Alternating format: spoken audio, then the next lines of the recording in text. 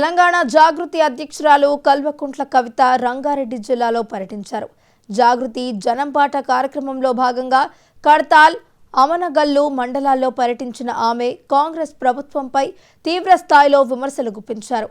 ఎన్నికల సమయంలో 6 గ్యారంటీలతో ప్రజలను నమ్మించి అధికారం వచ్చాక ఏ ఒక్క హామీని కూడా అమలు చేయకుండా మోసం చేస్తున్నారంటూ మండిపడ్డారు.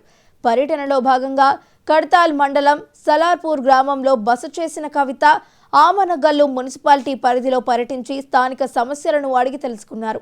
ముఖ్యంగా ఆమనగల్లు పట్టణంలో డంపింగ్ యార్డు వల్ల ప్రజలు ఎదుర్కొంటున్న ఇబ్బందులను గమనించి దానిని వెంటనే తరలించాలని డిమాండ్ చేశారు. అనంతరం జింగారెడ్డిపల్లి గ్రామంలో రీజనల్ రింగ్ రోడ్ భూబాధితులతో సమావేశమై వారి గోడును విన్నారు. RRR విన్యాసిత రైతుల పక్షాన నిలబడి తెలంగాణ జాగృతి పోరాటం సాగిస్తుందని, బాధితులకు తగిన న్యాయం జరిగే వరకు అండగా ఉంటామని ఆమె ఈ సందర్భంగా భరోసా కల్పించారు.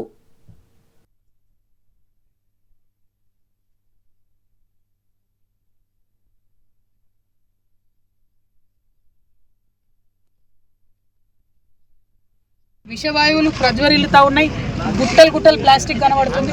మీరు అట్లా మంట పెట్టిపోతే ఆ ప్లాస్టిక్ వాయువుతోని క్యాన్సర్లు వస్తాయి, రకరకాల రోగాలు వస్తాయి. ఆ మాత్రం కూడా శ్రద్ధ లేకుండా ప్రభుత్వం ఇది చేయడం కరెక్ట్ కాదు.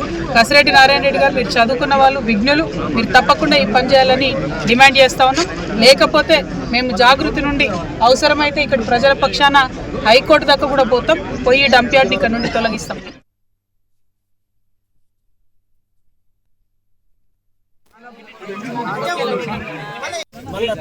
సెకండ్ సర్వే ఫైనల్ సర్వే చేసినా మళ్ళీ ఊరి దగ్గరికి వెళ్ళి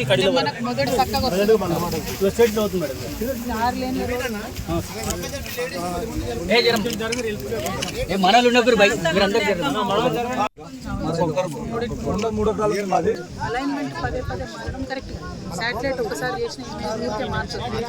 ఇదే మాట 2 నెలలు ఇప్పుడు మీరు కూడా ఫోన్ చేసి మాట్లాడినా కానీ 2 నెలలు ఎత్తేస్తాం అనేది